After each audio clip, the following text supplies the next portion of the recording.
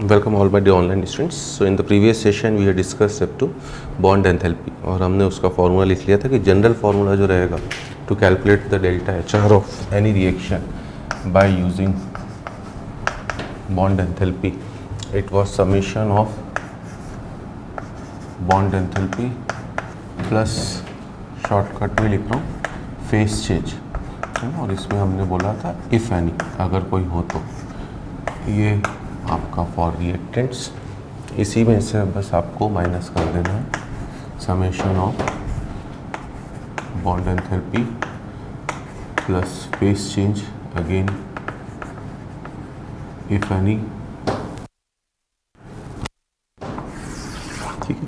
और इसमें साइमल्टेनियसली मैंने आपको एक आइडिया और दिया था कि अगर रेजोनेंस एनर्जी जो हम आगे अभी पढ़ने वाले वो आएगा तो जिस भी कंपाउंड में रेजोनेंस हो रहा है, अगर वो रिएक्टेंट साइड वाले कंपाउंड में हो रहा है तो रिएक्टेंट साइड ऐड करिए, अगर वो प्रोडक्ट साइड में हो रहा है तो प्रोडक्ट साइड ऐड करेंगे, ठीक है।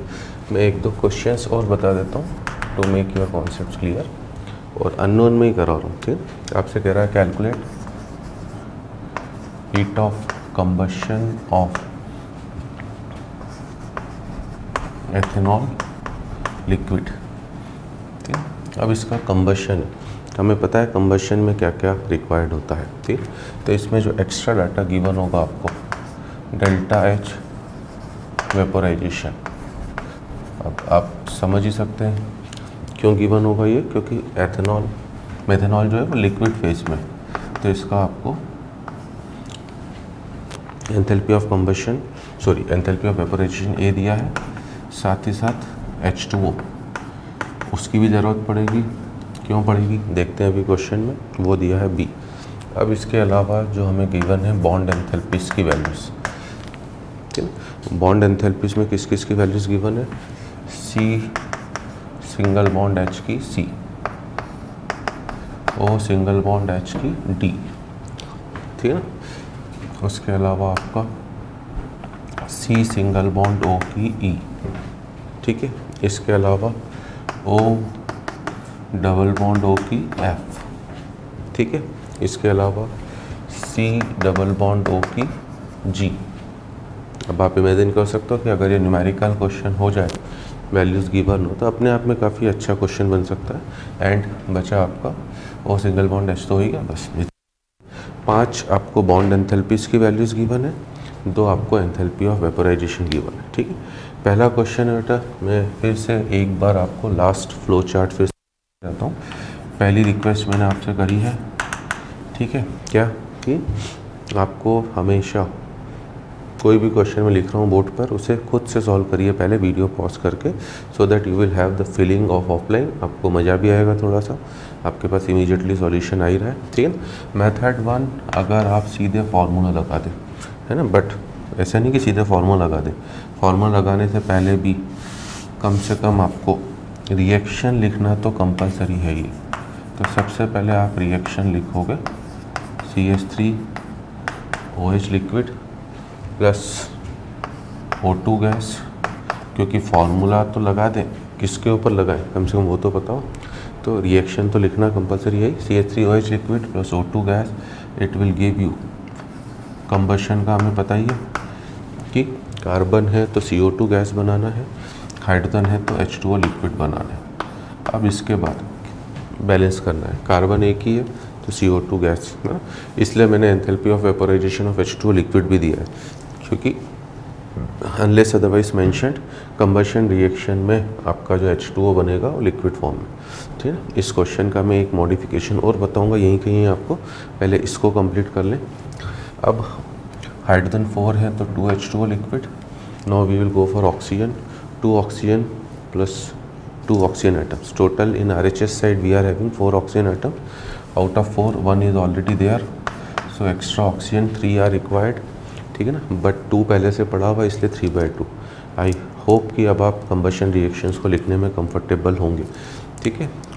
चलिए, तो अब अगर हम लोग देखें कि मेथड 1 क्या है, मेथड 1 है कि भैया सीधे अगर आपको फार्मूला लगाना हो, बस फार्मूले में लगाते वक्त मैंने क्या बोला है, जहाँ पर जो फेस चेंज आएगा, जैसे ये तो गैस है, ये गैस है, बट इसका फेस चेंज आएगा, इसका फेस चेंज आएगा, इसलिए 2 का आपको वेपोराइजेशन गिवन है।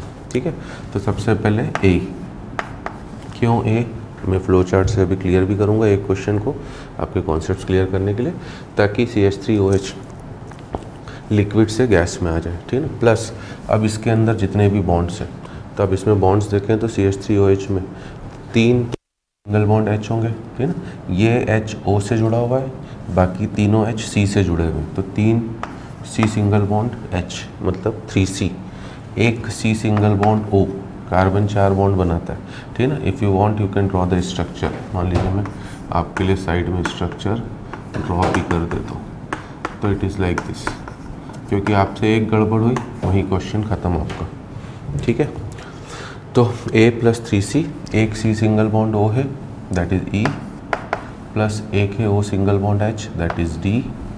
ठीक है, इसका पूरा काम ख़त्म। 3/2 O2 गैस, मतलब O डबल बॉन्ड O की बॉन्ड एंथैल्पी जो F है, ये पर मोल में है सब values, unless otherwise mention, all values are in kilojoule per mole.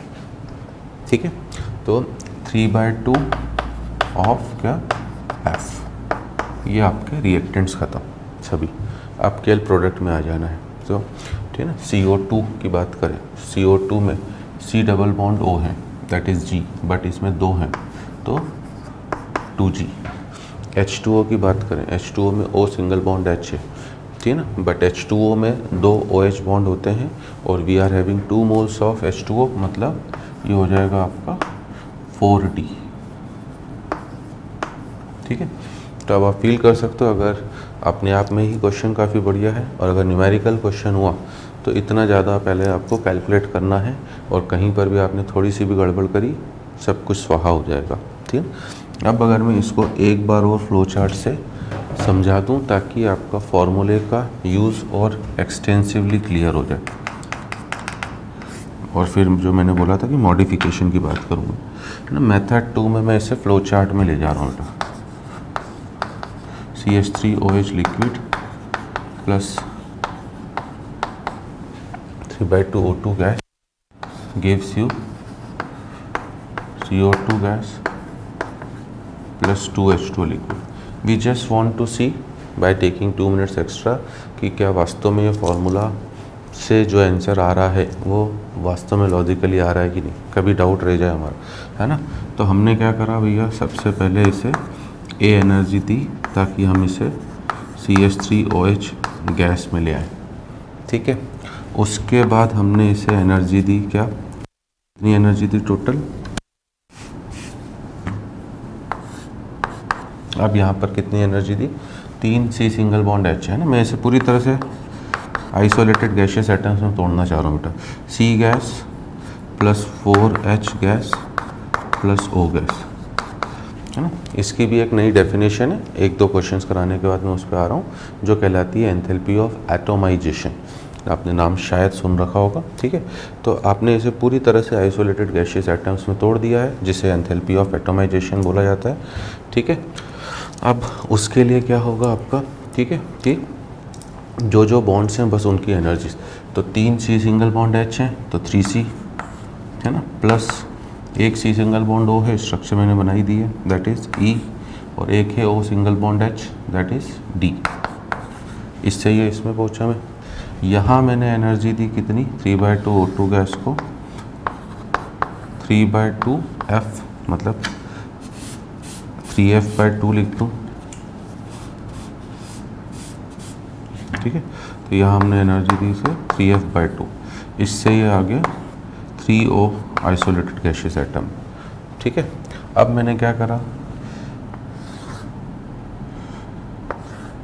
CO2 को एनर्जी दी कितनी, CO2 में C डबल बॉन्ड O है तो मैंने इसे एनर्जी दी 2G, और H2O को मैंने दे दी कितनी एनर्जी, ठीक है ना, इसे मैंने एनर्जी दे दी कितनी 4D, मतलब मैंने CO2 के भी बॉन्ड्स तोड़ दिए, मैंने H2O के भी बॉन्ड्स तोड़ दिए। CO2 में C डबल बॉन्ड O थे, 2 थे, 2G एनर्जी देकर मैंने उन्हें तोड़ दिया। H2O में O सिंगल बॉन्ड H है, एक H2O में 2 हैं तो 2 H2O में 4 हो गए 4D, उनसे ये भी आइसोलेटेड गैशियस एटम में आ गए। कितने आइसोलेटेड गैशियस एटम मिलेंगे? एक C और 2। यहाँ से कितने आइसोलेटेड गैशियस एटम मिलेंगे आपको? 4H और 2। तो टोटल जो आपके पास हो गया, ठीक है ना, O हो गए कितने, है ना, टोटल जो हो गया आपके O हो गए कितने? 4। तो ये रहा 3O + O। C हो गया 1 और H हो गए कितने? 4। ठीक है। अब अगर मैं इसे अपनी इनिशियल स्टेट मान रहा हूँ, this is my initial state, ठीक है, and this is my final state, ठीक है, और मुझे साफ साफ दिख रहा है कि मैंने कितने पाथ फॉलो कर दिए? 2 path. This is my path 1, ठीक है, डायरेक्ट मैं यहाँ पर आया, और ये वाला है पूरा मेरा पाथ 2, ठीक है। और निकालना है मुझे इस रिएक्शन का डेल्टा H, क्योंकि इस रिएक्शन में कंबशन हो रहा है। तो एंथैल्पी एक स्टेट फंक्शन है, तो हैस लॉ केवल इतना ही बोलता है कि अगर एंथैल्पी एक स्टेट फंक्शन है तो आप किसी भी रिएक्शन को सिंगल स्टेप में कराओ या मोर देन 1 स्टेप में, उसका एंथैल्पी चेंज सेम रहेगा। पाथ 1 का एंथैल्पी चेंज अगर मैं देखूँ, A + 3C + E + D + 3F/2, ये पाथ 1 का। पाथ 2 का देखें बेटा, डेल्टा H, ठीक है ना, प्लस 2G + 4D, दोनों से मैं इनिशियल स्टेट और फाइनल स्टेट सेम कर रहा हूँ, मतलब दोनों का डेल्टा H आपस में इक्वल होना चाहिए, और आपको इस डेल्टा H की वैल्यू निकालनी है। तो that will be equals to A + 3C + E + D + 3F/2, A + 3C + E + D + 3F/2, और उसमें से माइनस हो गया 2G + 4D, है ना। तो हर जगह सही होगा आपका, कहीं कोई वेरिएशन नहीं है। और अब आप इमेजिन कर सकते हो कि टोटल 7 तो डाटा गिवन है बेटा आपको, ठीक है ना, और इतनी ज़्यादा कैलकुलेशन वगैरह करना, रिएक्शन सही लिखना, तो अपने आप में थर्मोकेमिस्ट्री के क्वेश्चन छोटे होते हुए भी अच्छे और प्यारे हो जाते हैं, ठीक है, जिनमें स्टूडेंट कहीं ना कहीं गड़बड़ कर ही देता है। और मैं उन्हीं गड़बड़ को दूर करने के लिए प्यार और तसल्ली से हर एक डेफिनेशन पर आपको sufficient number of illustrations class में बताते हुए चल रहा हूँ, ठीक है ना। अब मैंने बोला था कि एक मॉडिफिकेशन ये मैं कर रहा हूँ बस एक लाइन का, कि एक अच्छा क्वेश्चन यहीं पर और बन सकता था कि जब तक आपको टेम्परेचर मेंशन नहीं है, I have already told you कि you have to assume temperature always कि how much 25 degree Celsius room temperature, ठीक है ना। बट अगर मैं आपसे कह रहा हूँ कि टेम्परेचर 127 डिग्री सेल्सियस है, ठीक है, अब आप लोगों ने यही करा होगा। अब मैं एक चीज़ और बता दूं बेटा कि दोनों जगह, ठीक है ना, दोनों आंसर्स आपके गलत थे, ठीक है ना, मेरे भी गलत हो गए एकदम से लास्ट मोमेंट पर मेरा क्लिक करा, हो सकता है आपने सही कर दिया हो, ठीक है ना, और आपके मन ही मन चल रहा हो कि जैद सर आपने गड़बड़ कर दी, आपने एक चीज़ का ध्यान नहीं रखा है। तो वो बिल्कुल आप सही बोल रहे हैं ना, कि अब मैंने टेम्परेचर लिखा तो मेरा ध्यान गया सडनली कि अगर मैं टेम्परेचर 127 डिग्री सेल्सियस लेता तो ये जो H2O होता है ये किस फॉर्म में होता? गैस, है ना, और अभी H2O किस फॉर्म में था? लिक्विड। तो मैं इसको तो अकाउंट में लेना भूल ही गया बेटा, है ना। तो I am extremely sorry for that. हो जाता है कभी कभी दिमाग में, मतलब मेरे दिमाग में मॉडिफिकेशन था कि मैं इसका मॉडिफिकेशन बताऊंगा और तब क्लियर करूंगा कि कौन सी टर्म गायब हो जाएगी, बट मैं जल्दबाजी में उसी को खुद ही गायब कर गया कि ये लिक्विड फेस में है बेटा, ठीक है ना। और हमने बोला है फेस चेंज इफ़ एनी का मतलब है, क्योंकि बॉन्ड का मैंने रूल लिखा दिया है, बॉन्ड हमेशा बनेगा भी आइसोलेटेड गैशियस एटम से और बॉन्ड हमेशा टूटेगा भी आइसोलेटेड गैशियस एटम में ही, ठीक है। तो अगर आपके पास H2O लिक्विड है तो आप इसके डायरेक्ट बॉन्ड नहीं तोड़ सकते थे, आपको इसे पहले गैस में बदलना पड़ता, और H2O लिक्विड को गैस में बदलने के लिए हमें वेपोराइजेशन गिवन थी, तो वो 2B भी यहाँ पर आएगा क्योंकि ये पर मोल के लिए है ना, और ये बाय मिस्टेक जल्दबाजी में मेरे से गड़बड़ हो गई, ठीक है। और इसी को फ्लो चार्ट में क्लियर करने के लिए बताऊँ तो थोड़ा सा यहीं पर मॉडिफिकेशन होगा, क्या कि पहले आपने इसे एनर्जी दी कितना 2B, ताकि ये 2H2O लिक्विड से 2H2O गैस में आए, ठीक है ना। ये एंथैल्पी ऑफ वेपोराइजेशन देख लीजिए यहाँ पे यूज़ हो गई, ये वाली enthalpy of vaporisation reactant side में ऐड हो गई, तो वो जिस तरफ का जो फेस चेंज है बेटा वो उसी तरफ ऐड हो रहा है। इसी कॉन्सेप्ट को क्लियर करने के लिए मैंने ये अच्छा एग्जाम्पल लिया था, बट बाय मिस्टेक मैं उसी को लिखना भूल गया जल्दबाजी में, ठीक है। तो ये प्लस आपका 2b। क्लियर? तो दोनों तरफ से सेम रिजल्ट्स आ रहे हैं। ये प्रॉब्लम के लिए आपके कॉन्सेप्ट को क्लियर करने के लिए है। ठीक है, अब मैं चाहता तो डाटा में भी लिख के आ जाता है बेटा, बट कैलकुलेशन तो देखिए आप ही को करनी पड़ेगी। हर जगह मैंने हिंट दी है कैलकुलेशन की कि थोड़ा सा रफ कैलकुलेशन करने की आदत डाली। अब अगर ये टेम्परेचर 127 डिग्री सेल्सियस हो जाता तो यहाँ पर H2O लिक्विड की जगह H2O गैस हो जाता, और अगर H2O गैस हो जाता तब फिर ये 2b वाली एनर्जी दोनों तरफ से मिस हो जाती। ये भी हट जाता यहाँ से, ये भी, क्योंकि उसके बाद मुझे H2O का फेस चेंज करने की कोई भी ज़रूरत नहीं पड़ती। ठीक है, तो मैं उम्मीद करता हूँ कि आपको कॉन्सेप्ट क्लियर हुआ होगा। और ये जो फार्मूला, ठीक है ना, इनफैक्ट लेबोरेटरी में आपने अभी तक जितने भी क्वेश्चन फॉर्मेशन और कंबशन पर करे हैं, ठीक है ना, फॉर्मेशन और कंबशन पर आपने जितने भी क्वेश्चन करे हैं, लेबोरेटरी में एंथैल्पी ऑफ फॉर्मेशन और एंथैल्पी ऑफ कंबशन हमेशा डिटरमाइन होता है, ठीक है ना, बॉन्ड एंथैल्पी की हेल्प से। क्योंकि एक्चुअली तो बेटा हर रिएक्शन में, कोई भी रिएक्शन आप करवा रहे हो, ठीक है ना, उसमें जैसे आप आइसोमराइजेशन ही करवा रहे हो तो आप सोचिए कि उसमें क्या हो रहा है, उसमें एक्चुअली कुछ बॉन्ड्स पुराने टूट रहे हैं, कुछ नए बॉन्ड्स बन रहे हैं, फॉर्म चेंज हो जा रहा है। तो हमें बेसिकली, आप हाइड्रोजनेशन करा रहे हो उसमें भी यही हो रहा है, आप पॉलीमराइजेशन करा रहे हो उसमें भी वही हो रहा है ना। तो एक्चुअली हमें हर चीज़ को जो निकालने का तरीका अवेलेबल है हमारे पास, वो मेजॉरिटी ऑफ द केसेस में बॉन्ड एंथैल्पी ही होता है। इसलिए ये फार्मूला अपने आप में काफ़ी इंपॉर्टेंट हो जाता है। इसमें अब मैंने रेजोनेंस क्यों बोला था आपसे, कि अगर रेजोनेंस एनर्जी आएगी जो अभी आ जाएगी हमारी बेटा, है ना, अब तो बस हम लोग मेन इंपॉर्टेंट में एंथैल्पी ऑफ न्यूट्रलाइजेशन ही है, बाकी सब तो छोटी छोटी डेफिनेशन है। तो अगर रेजोनेंस एनर्जी, जैसे इनमें से कौन सा कंपाउंड है जो रेजोनेंस शो कर सकता है, तो आप सभी को आइडिया होना चाहिए बेटा कि CO2 रेजोनेंस शो कर सकता है, ठीक है ना। CO2 can show the resonance. हम लोग उसकी स्ट्रक्चर भले O double bond C double bond O लिखते हैं, बट इसका एक रेजोनेंस फॉर्म हो सकता है, ठीक है। It is like this, O के ऊपर प्लस चार्ज आ जाए, ट्रिपल बॉन्ड C इस O के ऊपर माइनस चार्ज आ जाए। तो अगर CO2 की रेजोनेंस एनर्जी गिवन होगी तो फिर वो यहीं पर अकाउंट में होगी, ठीक है ना। वो कैसे, क्योंकि आप जो बनाओगे बेटा बॉन्ड एंथैल्पी की हेल्प से, है ना, अभी से आइडिया दे दे रहा हूँ, एक क्वेश्चन में आगे कराऊंगा।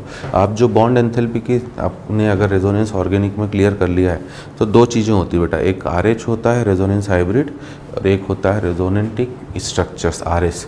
आप जो बनाते हो वो RS बनाते हो, बॉन्ड से आपको हमेशा RS ही मिलने वाला है, क्योंकि एक्चुअल नंबर ऑफ बॉन्ड्स बता रहे हो। आपको पता है, लाइक मैं थोड़ा सा रफ आइडिया दे दूं ताकि रेजोनेंस में और क्लियर होगा। बेंजीन की बात करूं मैं, तो बेंजीन में अगर मैं बॉन्ड की बॉन्ड से जाने लगूं, है ना, बेंजीन की स्ट्रक्चर हमें पता है कि बेंजीन में 3 जो हम लोग रेजोनेटिंग स्ट्रक्चर्स बनाते हैं उनमें 3 C single bond C, 3 double bond C double bond C। But actually hybrid में न तो कोई भी प्योर सिंगल बॉन्ड है, न ही कोई भी प्योर डबल बॉन्ड है, वो C डेढ़ बॉन्ड है। अब हमें जो वैल्यूज़ गिवन होती हैं बेटा बॉन्ड एंथैल्पी की, वो या तो C सिंगल बॉन्ड C की गिवन हो या C डबल बॉन्ड C की, लेबोरेटरी में केवल यही निकाल सकते हैं हम लोग, ठीक है ना।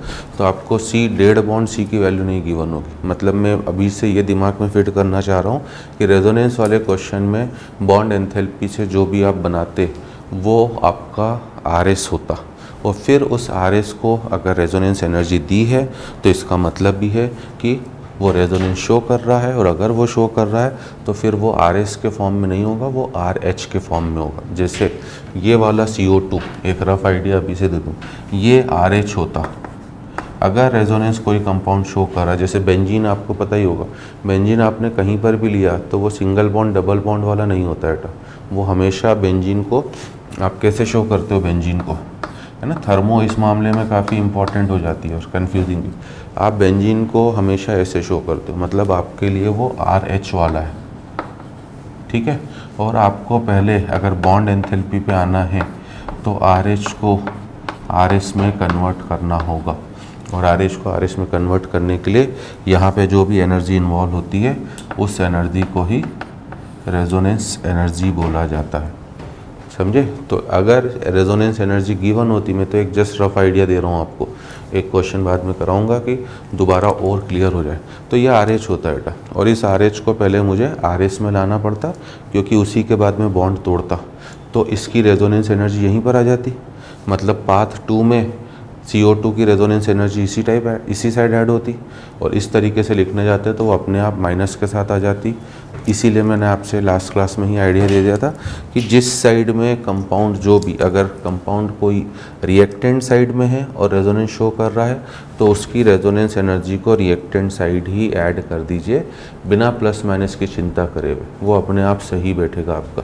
ठीक है ना? क्योंकि यहाँ पर भी आप देख लीजिए, आप RH से अगर RS में जा रहे हो, RH से RS में जा रहे हो, तो स्टेबिलिटी सिस्टम की बढ़ रही है कि कम हो रही है? ऑब्वियसली कम हो रही है। Resonance hybrid is always more stable then this. तो एनर्जी को आपको रिलीज़ कराना पड़ेगा, मतलब रेजोनेंस एनर्जी क्वेश्चन में गिवन होगी, मान लीजिए, है ना, कहाँ तक आ गए, G तक। सपोज कर H गिवन होती, तो आपको यहाँ पर उसे जो लिखना पड़ता है बेटा, वो -H लिखना पड़ता, क्योंकि एनर्जी क्या हो रही है, आपका रिलीज़ हो रही है। अरे सॉरी, -H कह रहा हूँ, क्या +H लिखना पड़ता। क्यों? क्योंकि आप स्टेबल फॉर्म से अनस्टेबल फॉर्म में जा रहे हो, और यहाँ प्लस लिखने का मतलब था वो उधर जाके ऑटोमेटिकली माइनस हो जाता। तो हमारे फॉर्मूले में माइनस वाली टर्म इधर आ रही है, मतलब वो प्रोडक्ट साइड में रेजोनेंस था, इसलिए वो प्रोडक्ट वालों के साथ ऐड हो गया। तो इसलिए कभी गड़बड़ नहीं होगी और क्वेश्चन काफ़ी अच्छे बन सकते हैं। ठीक है? और कराऊंगा मैं अभी क्वेश्चन। बाकी एक आइडिया रेजोनेंस का मैंने अभी से दे दिया है कि क्यों रेजोनेंस अपने आप में इम्पॉर्टेंट है। अब मैं बात कर रहा था अगली, आपसे क्या बात कर रहा था अगली, कि एक मैंने चीज़ आपको बता दी थी, उसको मैं एक बार फिर लिखना चाहता हूँ कि अब आपके पास 3 फार्मूले आ चुके हैं, और उनका शॉर्ट कोड था BCF और RRP, बता दिया था। B बॉन्ड एंथैल्पी के लिए, बॉन्ड एंथैल्पी में पहले रिएक्टेंट आएगा। C कंबशन के लिए, कंबशन में भी पहले रिएक्टेंट आएगा। F फॉर्मेशन के लिए, और फॉर्मेशन में आपका पहले प्रोडक्ट आता है। ठीक है? अब मैं कुछ अच्छे एडवांस लेवल के क्वेश्चंस आपको बताऊं। ठीक है ना? थोड़े से अच्छे क्वेश्चन है बेटा, है एक एक लाइन के ही, बट उनमें थोड़ा सा एक अच्छा सा कॉन्सेप्ट यूज़ हो जाएगा। जो लाइक फर्स्ट क्वेश्चन है हमारा, है ना, कि 1 मोल ऑफ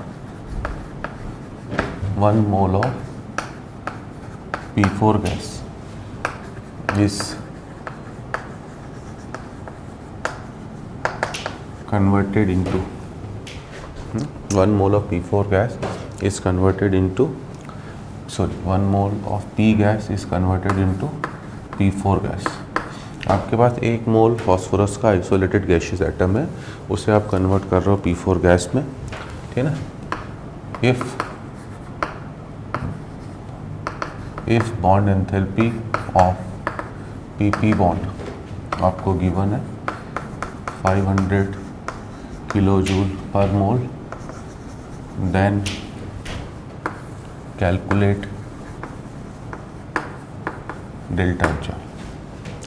अगर PP बॉन्ड की बॉन्ड एंथैल्पी 500 किलोजूल पर मोल है, तो आप अपनी रिएक्शन का एंथैल्पी चेंज मतलब डेल्टा HR कैलकुलेट करिए।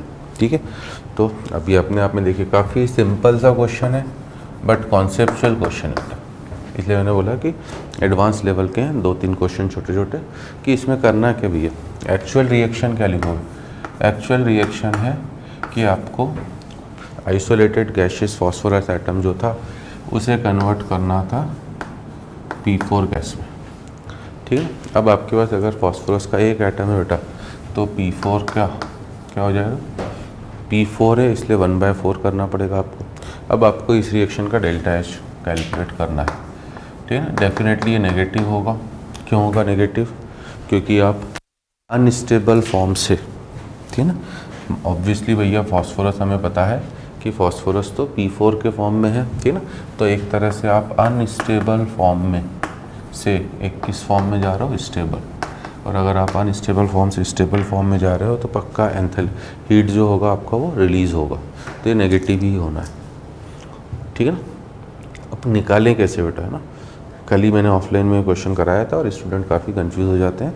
तो it's a very simple concept. देखिए, आप सभी को P4 की स्ट्रक्चर पता है कि P4, और JEE में काफ़ी बार पूछी भी गई है बेटा, P4 ये होता है, है ना। Each carbon atom is sp3 hybridize, 60 degree का एंगल है, काफ़ी ज़्यादा एंगल स्ट्रेन है, इसलिए ये अनस्टेबल भी होता है, इसलिए वाइट फॉस्फोरस हाईली रिएक्टिव होता है रूम टेम्परेचर पर।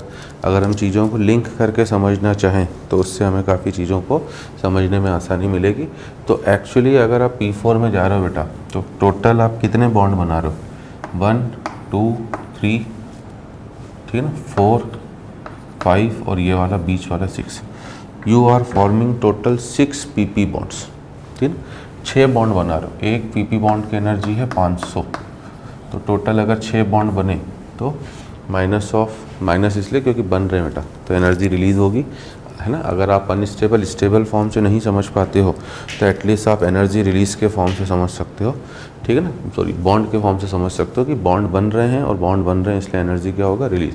तो -6 × 500, ये जब P4 का 1 मोल होता, क्योंकि 6 बॉन्ड P4 में है बेटा, but right now you are having only 1/4 mole of P4, तो आपको इसीलिए इसको 4 से डिवाइड भी करना पड़ेगा, मतलब आपका नेट आंसर हो गया -750 किलो जूल। है एक लाइन का क्वेश्चन बेटा, बट अगर कॉन्सेप्ट क्लियर नहीं है कि क्या हो रहा है तो गड़बड़ हो जाती, ठीक है। और उम्मीद करता हूँ समझ में आ गया होगा। अब इसी को देखो, मैं और अच्छा क्वेश्चन बनाना चाहूँ तो I can go on diamond, है ना। डायमंड में चले जाऊँ, कार्बन मतलब 1 mole of C gas, 1 mole of C gas atoms लिए हमने, आर कन्वर्टेड इनटू डायमंड, ठीक है। अब डायमंड में सभी कौन से बॉन्ड होते हैं, सी सिंगल बॉन्ड सी। इसी क्वेश्चन को मैं उसी फॉर्म में ले रहा हूँ, if bond enthalpy of C single bond C is 400 kilo joule per mole, 400 kilo joule per mole, then calculate delta H for process. इस प्रोसेस का डेल्टा H बताओ। ये भी वापस है तो एक लाइन का ही बेटा, बट इमेजिन नहीं हुआ तो गड़बड़ कर देगा ये क्वेश्चन, है ना।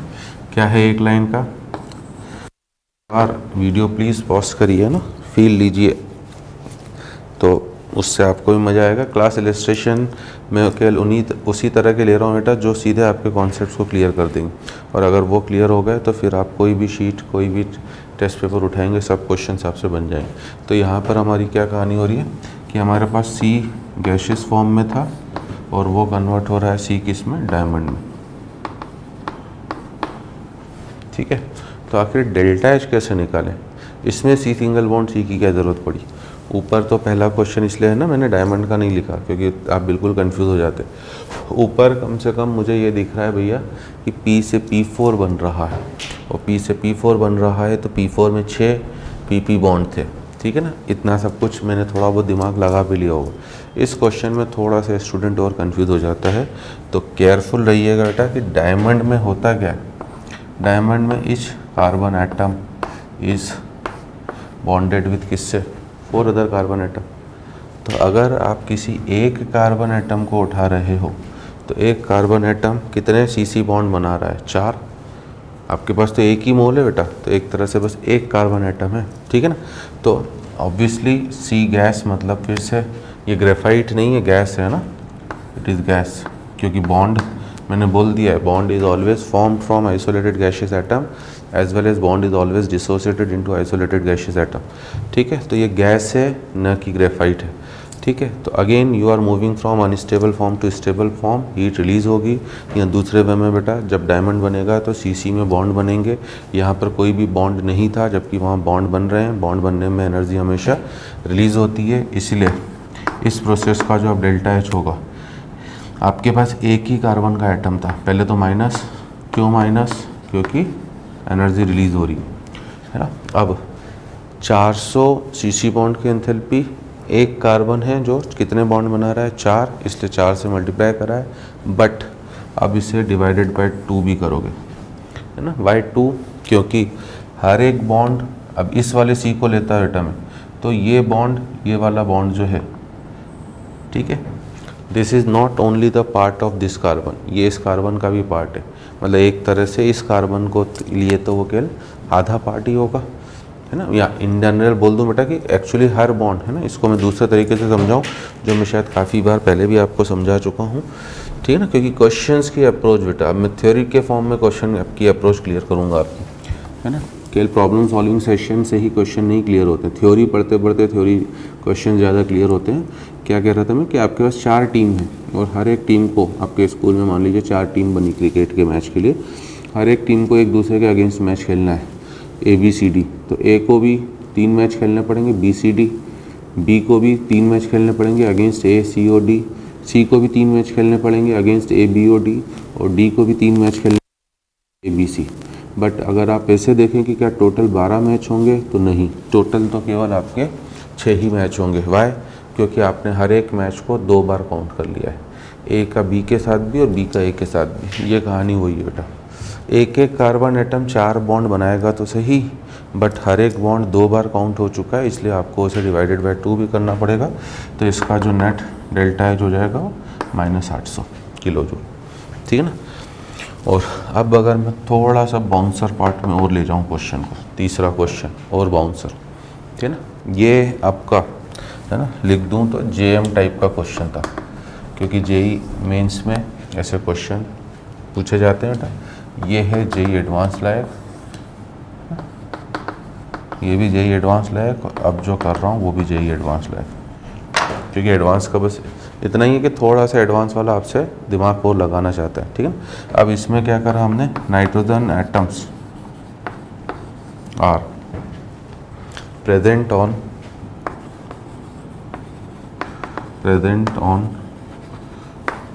एवरी कॉर्नर, है ना। अभी तो आपको क्या है बेटा, 2 स्ट्रक्चर्स जो मैंने दी हैं P4 और डायमंड, वो वेल नोन थी तो आपने कर दिया। अब मैं थोड़ा सा स्ट्रक्चर ही आपको वेल नोन नहीं दे रहा हूँ, आपको स्ट्रक्चर में भी दिमाग लगाना पड़ेगा। Nitrogen atoms are present on every corner of truncated octahedron, ठीक है, ये आपको बोला गया है। अब ट्रंकेटेड ऑक्टाहेड्रन, है ना, if you remember solid state में JEE में एक्सरसाइज में क्वेश्चन है भी, और आप लोगों ने करा भी होगा, 2011 का क्वेश्चन था, ट्रंकेटेड ऑक्टाहेड्रन क्या होता है। अगर नहीं पता है तो मैं समझाने की कोशिश करूँगा, ठीक है ना। If N atoms are present on every corner of truncated octahedron, ये आपको दिया हुआ है। If bond enthalpy of N single bond N is 500 kilo joule, है ना, पर मोल। ये डाटा हो सकता है टेढ़ा मेढ़ा बेटा, अभी तो मुझे डाटा से मतलब नहीं है। देन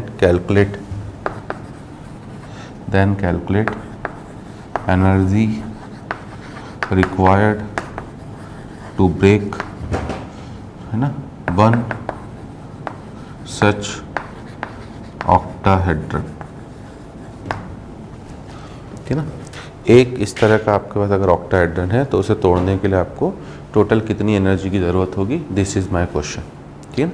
अब सबसे पहले तो ट्रंकेटेड ऑक्टाहेड्रन होता क्या है, अगर आपको नहीं पता है तो ये क्वेश्चन वहीं पर आपका ख़त्म हो गया, है ना।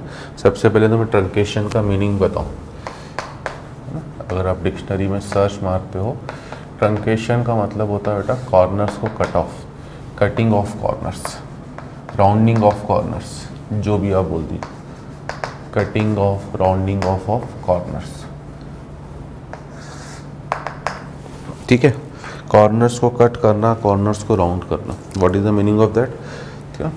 मान लीजिए आपके पास एक ट्रायंगल है बेटा, ठीक है, तो इसको ट्रंकेट करने का मतलब आपने इसके कोने कट कर दिए, घिस दिए इस तरीके से, और उसके बाद जो आपकी स्ट्रक्चर बनेगी वो आपका हेक्सागोन बन जाएगा, है ना। इमेजिन करिए, हो रहा है इमेजिन, है ना। यही चीज़ तो आगे बढ़ रही थी बेटा, ये चीज़ आगे बढ़ रही थी, इस वजह से ये एक ट्रायंगल था। अब ट्रायंगल के कोने आपने हटा दिए, है ना। तो JEE के उसमें क्वेश्चन जो था, ठीक है ना, how many triangular faces are there, sorry how many hexagonal faces are there in truncated octahedron, ये क्वेश्चन था सॉलिड स्टेट का। और आजकल इसके ऊपर हर कोचिंग में काफ़ी ज़्यादा पीएचडी कराई जाती है ना।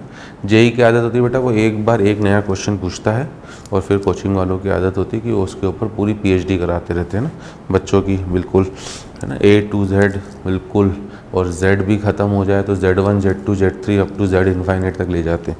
इतना काम करा देते हैं पीएचडी। उन्हें लगता है कि जेई वाला दोबारा वही क्वेश्चन पूछने वाला है, तो आज तक ऐसा कभी नहीं हुआ बेटा ना। जेई ने एक बार जो चीज़ थोड़ी सी आउट ऑफ हट के लीक प्रोसेस टाइप की पूछ ली है, उसने फिर दोबारा उसके ऊपर कभी दोबारा नहीं पूछा है। तो you should be mentally prepare और फॉर 1 और 2 क्वेश्चन कि जो थोड़े से इस लेवल के बाउंसर होंगे, जो हो सकता है किसी से भी ना हो, या अगर कोई स्टूडेंट एक्स्ट्रा ऑर्डिनरी होता है उसका माइंड ही अलग है, वो अलग बात है। बट मैं I am talking about the average या एवरेज से थोड़े से ऊपर। एक्स्ट्रा ऑर्डिनरी तो गॉड गिफ्टेड हो जाते हैं, उनमें से फिर वो किसी से भी है ना, गॉड गिफ्टेड से ही होगा, बाकी किसी से नहीं होगा। और फिर उसका एंड नहीं है बेटा, मैं कितना भी पढ़ा लूँ वो क्वेश्चन कहाँ से पूछ रहा है, because there is no end, है ना। ये हिस्ट्री तो नहीं है बेटा कि आपने बस, आपको पता है इंडिया 47 में आपका इंडिपेंडेंट हो गया, तो आपको केवल उससे के पहले की चीज़ों को पता रखना है, क्योंकि 47 के बाद से आज 2018 हो गया, तो इतने सालों में दोबारा कहीं कुछ नहीं हुआ है ना। अब इंटरनल जो भी पॉलिटिक्स गवर्नमेंट कर रही, that is a separate thing.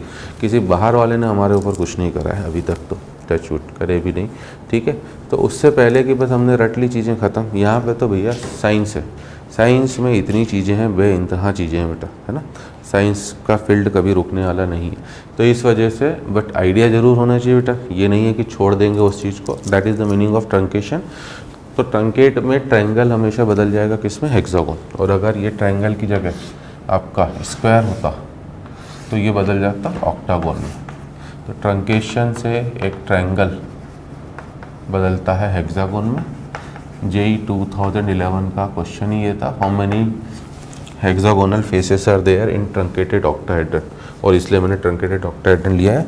बस एक बार मैं और बता दूं, अब इसको ट्रंकेट करने का मतलब आपने इस तरह से इसके ये सब कट कर दिए, और कट करने के बाद जो आपको नई ज्योमेट्री मिलेगी वो कुछ है ना।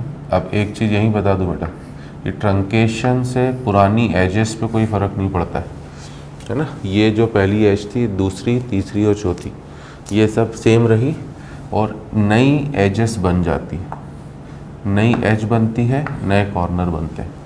तो ट्रंकेशन से आप देखिए कि एक जो स्क्वायर फेस होगी, वो बदल जाएगी एक कौन से फेस में, ऑक्टागोनल फेस में, ठीक है ना। तो एक तो कॉर्नर्स चेंज हो जाते हैं बेटा ट्रंकेशन से।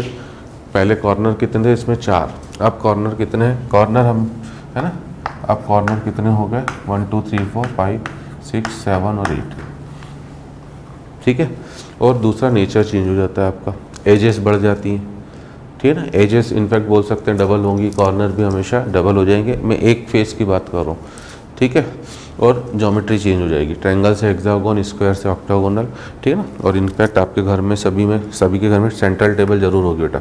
तो आपको पता ही होगा कि अगर आपने नॉर्मल ग्लास केवल उसके ऊपर रख दिया, मतलब चिपका के जैसे भी, तो वो सेफ नहीं है बेटा। कभी भी अगर आपका हाथ वाथ टकराया, कट लगने के चांसेस है। इसलिए हम उनके कोनों को राउंडिंग ऑफ करते हैं, घीसना कहते हैं ना, जैसे कांच को, जैसे लकड़ी घीस के फर्नीचर जो बनाया जाता है, वैसे कांच को भी राउंडिंग ऑफ करना होता है, तभी वो सेंट्रल टेबल सेफ है। तो अब आपके पास एक ऑक्टाहेड्रन है, उसको ट्रंकेट करना है, फिर हर कॉर्नर पे नाइट्रोजन एटम को रखना है, ठीक है। तो अगर मैं एक ऑक्टाहेड्रन लूँ, कैसे बनेगा ऑक्टाहेड्रन, ठीक है ना। ये ऑक्टाहेड्रन में टोटल मिला के 6 एटम होते हैं बेटा, है ना। SF6 ऑक्टा का मतलब बोलते ही स्टूडेंट के माइंड में 8 आ जाता है बेटा, है ना। जबकि ऑक्टाहेड्रन का मतलब 6 कॉर्नर्स होते हैं। SF6 में सल्फ़र का जो हाइब्रिडाइजेशन होता है वो sp3d2 होता है, सभी को पता होगा बेटा। और इसी की शेप होती है, किस शेप का होता है ये, ऑक्टाहेड्रन शेप का, ठीक है। और कैसे बनता है ऑक्टाहेड्रन, ऑक्टाहेड्रन बनता है कि ऊपर वाला है ना, सल्फ़र एकदम सेंटर पे होता है बेटा यहाँ पर, और चारों तरफ फ्लोरीन, 4 फ्लोरीन एक स्क्वायर प्लेन में होते हैं, एक ऊपर से एक नीचे से। तो बेसिकली इसमें आपका 8 ट्रायंगुलर फेसेस होती हैं। ऊपर वाला जब चारों के साथ जुड़ेगा, है ना, तो ये कितने ट्रायंगल बनाएगा, है ना, ये टोटल बनाएगा आपके 4 ट्रायंगल। इमेजिन हो रहा है ना। ये मेरे लिए तो बेटा आप क्या है, एक प्लेन में दिखा रहा हूँ बेटा, बट अदरवाइज ये ऐसा है ना, ये एक स्क्वायर प्लेन होगा और ये इसके ऊपर से, तो जब ये जुड़ेगा तो इन दोनों के साथ जुड़ के एक ट्रायंगुलर फेस बनी, इन दोनों के साथ जुड़ के दूसरी ट्रायंगुलर फेस बनी, इन दोनों कॉर्नर के साथ जुड़ के तीसरी ट्रायंगुलर फेस बनी, इन दोनों के साथ चौथी, है ना। इस तरह से 4 स्लैंट फेसेस है, ठीक है। प्रिज्म टाइप का होता है ना जैसे, इसलिए ऑक्टाहेड्रन को स्क्वायर, प्रिज्म कह रहा हूँ सॉरी, पिरामिड, तो इसलिए ऑक्टा मिश्र के पिरामिड देखे होंगे ना अपने, पिरामिड कैसे बनते हैं, ट्रायंगल ही तो हैं 4, सब जगह आपने टीवी में तो देखे होंगे बेटा, मिश्र के पिरामिड। तो ऊपर एक कोना होता है, ये वही कोना है, और इस तरीके से एक ट्रायंगुलर फेस यहाँ से गई, 2 यहाँ से गई, ठीक है। तो 4 ऊपर से बनी ऐसी ट्रायंगुलर फेसेस, और 4 ऐसी ही ट्रायंगुलर फेसेस बन गई कहाँ से, आपकी नीचे से,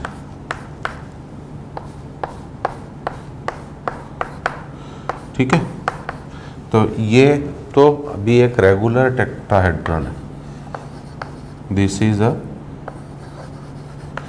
रेगुलर टेट्राहेड्रन, ठीक है। हमारा है क्वेश्चन ट्रंकेटेड ऑक्टाहेड्रन के ऊपर। रेगुलर ऑक्टाहेड्रन होता तो आपके पास केवल 6 कॉर्नर होते बेटा, है ना, 1 2 3 4 5 6, बट ट्रंकेटेड में अब आपने इसके, है ना, कोनों को कट कर दिया, इट इज़ लाइक दिस। और जैसे आपने कोनों को कट करा, ठीक है ना, जितनी एज जा रही होंगी बेटा इस कॉर्नर से, कितनी एज जा रही है, 4, 1 2 3 4, इनफैक्ट हर कॉर्नर से 4 एज ही जा रही होंगी, ठीक है ना।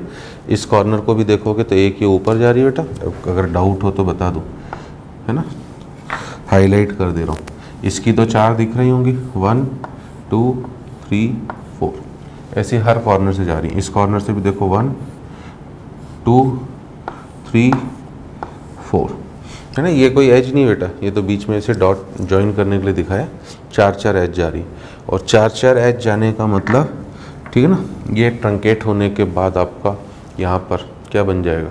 अब इसमें जो जेई वाला क्वेश्चन था, पहले उसको फिनिश करूँ, उसमें था number of hexagonal faces in truncated octahedron. JEE ने एक क्वेश्चन पूछा है और मैं खुद इसके ऊपर खूब पीएचडी कराता हूँ बेटा, truncated octahedron, truncated cube, truncated tetrahedral, और केवल उनमें हेक्सागोनल फेसेस नहीं, उसमें मैं सब पूछता हूँ, square faces, octagonal faces, edges, corner, सब, ठीक है। तो यहाँ पर जैसे आपने इसे ट्रंकेट करा, ये अब एक स्क्वायर बन जाएगा बेटा। जितनी एजेस जाएंगी एक कॉर्नर से, अगर 3 एज जा रही थी तो ट्रायंगल बनेगा, 4 एजेस जा रही हैं तो एक स्क्वायर बन जाएगा। आप इमेजिन कर सकते हो, ऊपर जैसे आपने कट करा तो 4 एजेस बन गई, और 4 एजेस बनते ही क्या बन गया आपका, स्क्वायर, ठीक है। मतलब अब अगर मैं कॉर्नर बोलूँ, क्योंकि एक्चुअली मुझे कॉर्नर पर आना है, तो अब 36 कॉर्नर है, सॉरी 24 कॉर्नर्स हैं, थोड़ा गलत बोल दिया मैंने, ठीक है ना। अब आपके पास टोटल जो है वो 24 कॉर्नर्स हैं। क्यों, एक एक कॉर्नर कितने कितने कॉर्नर्स में बदल गया बेटा, 4 कॉर्नर्स में, है ना। एक एक कॉर्नर स्क्वायर बनते ही 4 कॉर्नर्स में बदल गया। तो हर एक कॉर्नर 6 कॉर्नर थे, हर एक कॉर्नर 4 कॉर्नर हो गए, तो टोटल अब आपके पास 24 कॉर्नर्स बन चुके हैं यहाँ पर। इज इट क्लियर, ठीक है। अब अगर मैं सब चीज़ें, चलो आपको ट्रंकेटेड की पूरा डिस्कशन हो गया। एजेस की बात करूँ बेटा, तो आई हैव टोल्ड यू पुरानी एजेस चेंज नहीं है, पुरानी तो रहेंगी। अभी मैंने इस डायग्राम में दिखाया था। तो पहले कितनी एजेस थी इसके पास, 12 एजेस, ठीक है ना। 4 ये प्लेन में दिख रही है बेटा, 4 ऊपर वाली, 8 और 4 नीचे से, तो 12 एजेस तो बनी ही रही, ठीक है। अब नई एजेस कितनी डेवलप हुई, ये कॉर्नर था पहले जो कट हुआ है, उसकी जगह 4 एज आ गई, ये कॉर्नर भी कट होके 4 एज, ये कॉर्नर भी कट होके 4 4 4 4, टोटल नई एजेस कितनी हो गई, 24। तो ये हो गया कितना, 36, है ना। अब ये मैं रिजल्ट जो लिख रहा हूँ, ये ट्रंकेटेड के लिए लिख रहा हूँ, है ना। आप इससे कन्फ्यूज मत, पुराना लिखा हुआ रेगुलर ऑक्टाहेड्रन, ठीक है ना। अब अगर मैं इसमें हेक्सागोनल फेसेस बोलूँ, हेक्सागोनल प्लेन, तो वो कितने हो गए बेटा, 8। ये जेई का क्वेश्चन था पुराना, ठीक है। अब मैं चाहूँ इससे आपसे, ठीक है ना, हेक्सागोनल प्लेन्स के अलावा और क्या पूछ सकता हूँ, ऑक्टागोनल प्लेन्स भी पूछ सकता हूँ। तो ऑक्टागोनल प्लेन कितने हो जाएंगे, 1। क्यों, पहले कम से कम एक स्क्वायर तो था, ये कट होने के बाद ये किस में कन्वर्ट हो गया आपका ऑक्टागोन में। क्लियर। तो ऐसी आप कोई भी ज्योमेट्री कर सकते हो बेटा। मैंने एक आग लगा दी, जेई क्लियर करने वाले बच्चे की निशानी यही है बेटा कि उसे एक थोड़ी सी चिंगारी पकड़ा दो। अब आप ऐसी हर ज्योमेट्री के लिए ट्रंकेटेड की बात कर सकते हो। अब हमने क्या करा है भैया, हम हमारे क्वेश्चन में आ जाए जो काफ़ी बढ़िया क्वेश्चन है। हमने हर कॉर्नर पर एक एक एनाटम रख दिए, मतलब हमारे पास टोटल, ठीक है ना। अब क्वेश्चन तो एक लाइन का बस, हमारे पास टोटल कितने हो गए, 36 नाइट्रोजन एटम हो गए। ठीक है, एक एक नाइट्रोजन एटम कितने बॉन्ड बनाएगा, 3, क्योंकि तभी उसके ऑक्टेट कंप्लीट होगा। ठीक है, एक और कौन से बॉन्ड बनाएगा बेटा, सब सिंगल बॉन्ड बनाएगा क्योंकि आपने एजेस पे रखा है। तो N 3 बॉन्ड बनाए, NN bond, but divided by 2 है ना। मुझे ये ट्रंकेटेड का कहानी समझाने में 10-15 मिनट लग गए होंगे बेटा, बट क्वेश्चन 1 मिनट का था कि सीधे सीधे आपका आंसर 18,000 किलो जूल। ठीक है, फिर से रिपीट करता हूँ क्योंकि इस तरह के क्वेश्चन एडवांस लेवल के। 36 is the number of nitrogen atom. एक एक नाइट्रोजन एटम 3-3 क्या कर रहा है, बॉन्ड बना रहा है, और एक बॉन्ड की एनर्जी 500 है। बाय 2 इसलिए करा, अभी मैंने समझाया था बेटा कि हर एक बॉन्ड बेसिकली 2 बार काउंट हो चुका है। जो यहाँ का N एटम है और यहाँ का N एटम है बेटा, तो ये एक NN बॉन्ड होगा। ठीक है ना, मान लीजिए यहाँ पर एक N एटम है, यहाँ पर एक N एटम है, तो this is a single NN bond. अब इस NN बॉन्ड की कंट्रीब्यूशन इसमें भी काउंट हो रहा है, इसमें भी काउंट हो रहा है, तो वो सीधे सीधे हाफ कर देना। This is the answer in a single line. ठीक है, तो ये काफ़ी बढ़िया एग्जांपल्स हो गए बेटा बॉन्ड एंथैल्पी के ऊपर। मैं हर सेशन को काफ़ी डेप्थ में ले जा रहा हूँ, काफ़ी अच्छे ढंग से ले रहा हूँ, आपके लिए ही ले रहा हूँ बेटा ना, ताकि आपको आगे कोई तकलीफ ना हो। ठीक है, अल्टीमेटली हमारा नेट टाइम सेव रहेगा। हम थ्योरी जल्दी ख़त्म करते हैं, बस डेफिनेशंस लिख के, और फिर प्रॉब्लम्स में ज़्यादा समय लें। ठीक है, टाइम उतना ही लगा, हम थ्योरी अच्छे ढंग से क्लियर करें और उसके बाद प्रॉब्लम्स में सम कम टाइम कम लगे तो बात बराबर ही। बट सेकेंड केस में आपकी कॉन्फिडेंस लेवल बढ़ने के चांसेस काफ़ी ज़्यादा है, क्योंकि आपसे सवाल बनना चालू हो गए थ्योरी ढंग से क्लियर होने का, तो वो आपका कॉन्फिडेंस लेवल बढ़ाएगा। फर्स्ट केस में आप स्लगिश मोड में ही रहोगे, हाँ यार आता तो है बट कॉन्फिडेंस नहीं है कि सही होगा कि नहीं होगा। इसमें आप कॉन्फिडेंट भी होते जा रहे हो। ठीक है, चलिए अगली डेफिनेशन पे चलो बेटा, that is enthalpy of atomisation. Enthalpy of atomisation, ये एक्चुअली बॉन्ड एंथैल्पी से ही रिलेटेड है। दिस इज डेल्टा एच, है ना। अब पूरा तो नहीं लिखते बेटा, बस एटोमाइजेशन तक लिख दिया। ठीक है, इसका मीनिंग क्या है बेटा, है ना। एंथैल्पी ऑफ एटोमाइजेशन का मीनिंग क्या है ना। Enthalpy change when 1 mole of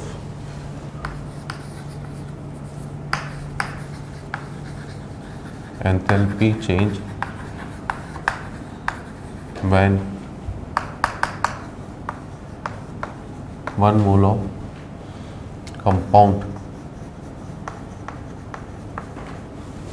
कोई भी कंपाउंड है ना, 1 mole of compound, in fact substance बोले हम लोग, ब्रैकेट में भले आप सब्सटेंस लिखना, कुछ भी हो बेटा, इज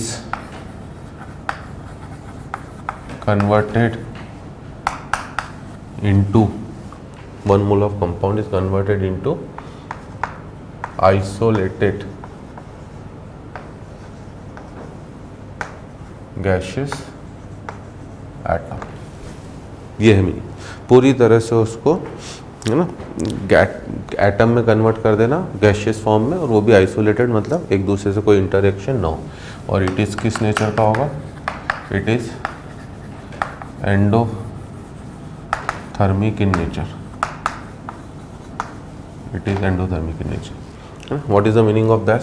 ठीक, अब देखिए NH3 गैस है, तो आप इसे इतनी एनर्जी दे दो बेटा, एंडोथर्मिक इसीलिए बेसिकली आइसोलेटेड गैशियस एटम में बदलने का मीनिंग ही हो गया बेटा कि आप अनस्टेबल फॉर्म में जा रहे हो। ठीक है ना, गैशियस फॉर्म वैसे भी हमें पता है सबसे ज़्यादा अनस्टेबल है, तो आप एक अनस्टेबल फॉर्म में जा रहे हैं। ऑब्वियसली पुराना फॉर्म स्टेबल होगा तो आपको कुछ ना कुछ एनर्जी देनी ही पड़ेगी। तो NH3 गैस कन्वर्ट हो रहा है N gas plus 3H gas. इस प्रोसेस का जो भी डेल्टा HR है, एक बार मैं लिख दे रहा हूँ, वही डेल्टा H एटोमाइजेशन ऑफ किसका होगा, NH3। और basically it is nothing but, क्या हो रहा है बेटा, आप प्रोसेस में देखिए ना, क्योंकि इसके ऊपर भी अच्छे क्वेश्चन बन सकते हैं। आखिर प्रोसेस में क्या हो रहा है? प्रोसेस में ये हो रहा है कि आप NH बॉन्ड तोड़ रहे हो, और NH3 में कितने NH बॉन्ड है? 3, तो it is 3 times of bond enthalpy of किसका? NH। It is 3 times of bond enthalpy of NH। ठीक है, अब ऐसे ही सबके लिए कर लो बेटा। मान लीजिए N2H4 है। अब मैं 2-4 एग्जांपल्स और लिख दे रहा हूँ, फिर एक क्वेश्चन भी बता दे रहा हूँ। N2H4 गैस है, तो इसमें आपने पूरी तरह से इसे तोड़ दिया, 2N gas plus 4H gas. तो इस प्रोसेस का जो भी डेल्टा H है ना, अब N2H4 में क्या है बेटा, इसलिए बस अब यहाँ पर है ना कंपाउंड्स की स्ट्रक्चर पता होना ज़रूरी है, बट चिंता ना करें, ज़्यादा टिपिकल नहीं देगा बेटा, है ना, सिंपल ही। तो जैसे N2H4 में आपके पास एक NN बॉन्ड है, तो इसका जो एंथैल्पी ऑफ एटोमाइजेशन होगा, इनफैक्ट आई कैन से कि enthalpy of atomization can be use to calculate bond enthalpy. इसकी हेल्प से आप बॉन्ड एंथैल्पी को कैलकुलेट कर सकते हो। Bond enthalpy of NN plus 4 times of bond enthalpy of किसका? NH, क्योंकि इसमें 4 NH बॉन्ड है ना। ऐसी ही कहानी आप किसी के ऊपर भी लगा सकते हो, ठीक है ना, जिसके ऊपर लगाना हो उसके ऊपर लगा दो। CO2 gas gives C gas plus 2O gas, तो इसका जो डेल्टा H हो जाएगा आपका, it will B 2 times of bond enthalpy of किसका? O डबल बॉन्ड हो, ठीक है। H2 गैस, कोई भी सब्सटेंस बेटा, H2 gas gives 2H gas. अब इसका जो डेल्टा H है वो basically bond enthalpy of H single bond H है ना। मतलब आई कैन से कि डाई एटॉमिक मॉलिक्यूल्स के लिए एंथैल्पी ऑफ एटोमाइजेशन और बॉन्ड एंथैल्पी सेम ही होगा। अब अगर मैं इसका कोई दूसरा नाम पूछूं बेटा आपसे कि इसका और क्या नाम है, ठीक है ना, क्योंकि अब बस छोटी छोटी डेफिनेशन वाली टर्म्स है, बस एक एंथैल्पी ऑफ न्यूट्रलाइजेशन ही थोड़ा सा बड़ा है, बाकी तो सब डेफिनेशंस है, उनके ऊपर ज़्यादा क्वेश्चंस भी नहीं है। ज़्यादा क्वेश्चंस आपको हमेशा अप टू एटोमाइजेशन तक मिलेंगे, ठीक है। तो इसमें इसका दूसरा नाम क्या दे सकते हैं? इसका दूसरा नाम आप दे सकते हो, it is heat of formation of किसका? H गैस। बट उसका डबल, हमें पता है कि by IUPAC convention heat of formation of H2 gas जो होगा वो कितना होगा? 0। But heat of formation of H gas 0 नहीं है, तो वो आपका यहाँ से इस तरीके से निकलेगा, ठीक है ना। अब इसमें अगली इंपॉर्टेंट चीज़ बेटा, C सॉलिड, ठीक है ना। किसी भी सब्सटेंस को आपको आइसोलेटेड गैसियस एटम में बदलना है तो C सॉलिड का C गैस में बदलना, ये भी एंथैल्पी ऑफ एटोमाइजेशन है। दैट्स वाई डेफिनेशन का क्लियर होना काफ़ी ज़्यादा इंपॉर्टेंट है, क्योंकि कहीं पर भी कुछ आपने अगर एक भी चीज़ आपने मिस करी तो आपका पूरा क्वेश्चन निपट जाएगा, ठीक है। तो इसका जो डेल्टा H होगा, इट इज़ हैविंग 3 नेम्स। अब आपको ज़रूरत इस प्रोसेस के डेल्टा H की बेटा, बट आपके दिमाग में अगर केवल एक ही नाम याद आ रहा है और वो नाम एग्ज़ाम वाले ने नहीं दिया तो फिर आपका क्वेश्चन पक्का गलत है। इसके 3 नाम क्या क्या हैं? It is delta H sublimation of C solid, agreed? It is also delta H formation of C gas, जो हम बोल रहे हैं बेटा, है ना। आप फॉर्मेशन की डेफिनेशन लगा दो, मतलब फॉर्मेशन वाला फार्मूला लगा दो। मैंने आपसे बोला ही आप फॉर्मेशन वाला फार्मूला दुनिया की हर रिएक्शन के ऊपर लगा सकते हो, वो लगाओगे तो heat of formation of C gas minus heat of formation of C solid, और C सॉलिड का हीट ऑफ फॉर्मेशन कितना है? 0, तो ये बचा केवल C गैस। और इसी को आप तीसरा नाम दे सकते हो डेल्टा H एटोमाइजेशन ऑफ किसका? C solid. तो इसलिए मैं कह रहा हूँ बेटा बार बार कि कई रिएक्शंस ऐसी होंगी जिनके एक से ज़्यादा नाम होते हैं, और वो नाम भी हमें क्लियर होना ज़रूरी है, क्योंकि अगर वो नहीं हुआ तो फिर कहीं ना कहीं गड़बड़ हो जाएगी, ठीक है। मैं इसके ऊपर भी एक क्वेश्चन बता दूँ बेटा, इनडायरेक्टली ये बॉन्ड एंथैल्पी में ही यूज़ होता है। मान लीजिए अननोन में ही कराऊँ, if delta H atomization of CH4 gas and C2H6 gas are capital X and Y respectively, अगर ये कैपिटल X और Y रेस्पेक्टिवली है, then calculate bond enthalpy of C single bond C and C single bond H. Very nice question, simple सा question है but conceptual question बेटा ना, अपने concepts आपके यहीं से क्लियर कर देगा। ठीक है, तो करना कुछ नहीं बेटा, बस सही ढंग से डेफिनेशन अप्लाई करना है ना। हर क्वेश्चन के लिए मैं बार बार कह रहा हूँ बेटा, मैं न्यूमेरिकल वैल्यूज़ भी ला सकता था बट कैलकुलेशन तो आपको करनी है। मैं पहले अननोन में, क्योंकि थर्मोकेमिस्ट्री में जो मैंने देखा है लगभग आउट ऑफ 100 20 क्वेश्चन, 15 से 20 question unknown x1 x2 x3 xyz ABC type के भी होते हैं। तो मैं क्लास में उनकी प्रैक्टिस करा दे रहा हूँ। हमने न्यूमेरिकल क्वेश्चन भी कर ही लिए हैं काफ़ी। तो CH4 के एटोमाइजेशन का मतलब क्या है? CH4 गैस टूटा आपका C gas plus 4H gas में। अब इसका उसने डेल्टा H आपको दिया है कितना बेटा? X। और एक्चुअली इस प्रोसेस में वो क्या रहा है? एक्चुअली इस प्रोसेस में CH4 में जो 4 CH बॉन्ड थे, ठीक है ना, वो टूट रहे हैं। तो इसलिए हम लोग बोलेंगे कि 4 times of bond enthalpy of CH should be equals to किसके बराबर? X। तो यहाँ से आपको पहली चीज़ पता पड़ गई कि बॉन्ड एंथैल्पी ऑफ CH जो है वो x/4 है।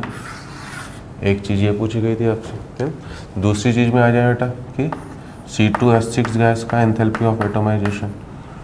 अब C2H6 के एटोमाइजेशन मतलब क्या? ये बदलेगा 2C gas plus 4H gas. अब इसका डेल्टा H कितना? Y, ये दिया हुआ है। अब इस प्रोसेस में क्या करा हमने?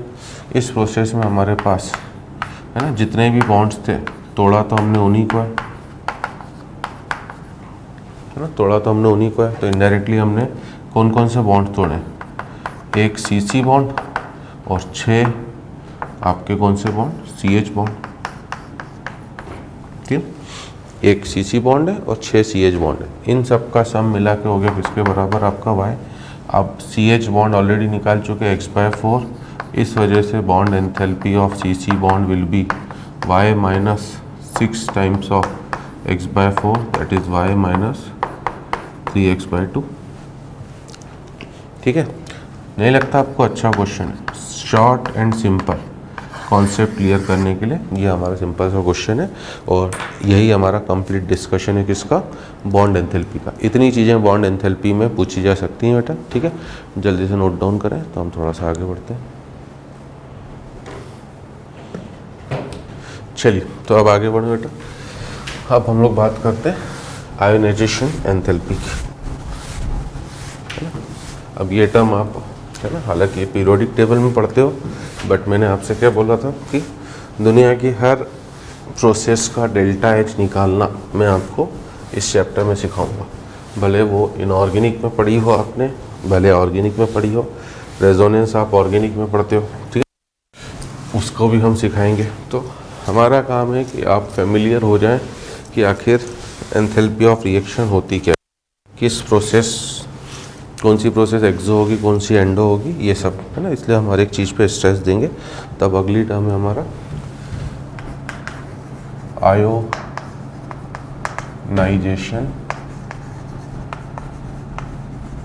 एंथैल्पी, और मैं उम्मीद करता हूँ बेटा डेल्टा H, है ना, आयोनाइजेशन इतना लिख दो कि ये डेफिनेशन सबको पता ही होगी।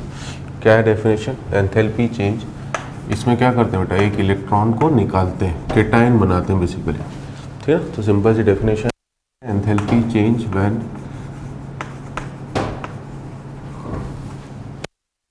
1 मोल ऑफ इलेक्ट्रॉन। आप पीरियोडिक में पढ़ते हो बेटा, तब आप 1 इलेक्ट्रॉन बोलते हो, है ना। फिर इसकी यूनिट्स लिखते हो EV पर एटम में, किलो जूल पर मोल में। यहाँ पर सिंस एंथैल्पी बोल दिया है आपने, तो मैंने बार बार बोला है कि एंथैल्पी हमेशा पर मोल के लिए होती है ना। तो सीधे 1 मोल की बात करोगे। Enthalpy change when 1 mole of electron is remove to infinity, सीधे इंफिनिटी तक ले जाना है, from outermost orbit, from outermost orbit of an, from outermost orbit, from outermost orbit from 1 mole है ना, यहाँ पर भी 1 मोल बोलेंगे बेटा। From 1 mole of an isolated gaseous atom at constant PT। Constant, ये तो मैंने आपसे बोला बेटा कि ये तो हर डेफिनेशन में आपको टर्म डालनी है कांस्टेंट PT, क्योंकि हर प्रोसेस जो होनी है आपकी वो कांस्टेंट प्रेशर और टेम्परेचर पर ही होने वाली है, ठीक है। तो कांस्टेंट PT का यहाँ पर होना कंपलसरी है आपके लिए, ठीक है। तो इसमें क्या करना है, बस एक्स गैस से जैसे इसको आप बदल दो, x plus gas plus electron, ठीक है। एक्स प्लस गैस को हम बदल दें x plus 2 gas plus electron, x plus 2 gas 3 तक काफ़ी है, बस इससे ज़्यादा नहीं जाएंगे, इससे ज़्यादा हमें ज़रूरत भी नहीं पड़ती, प्लस इलेक्ट्रॉन, ठीक है। तो पहली वाली प्रोसेस का जो डेल्टा HR होगा, है ना, ये कहलाएगा आयनेशन एंथैल्पी 1 ऑफ किसकी, एक्स। सेकेंड वाले को बोलोगे आप I2 ऑफ एक्स, थर्ड वाले को बोलोगे I3 ऑफ एक्स, है ना। आप, है ना, ये चीज़ मैं आयनिक में भी बताता हूँ बेटा, यहाँ पे बताऊँगा।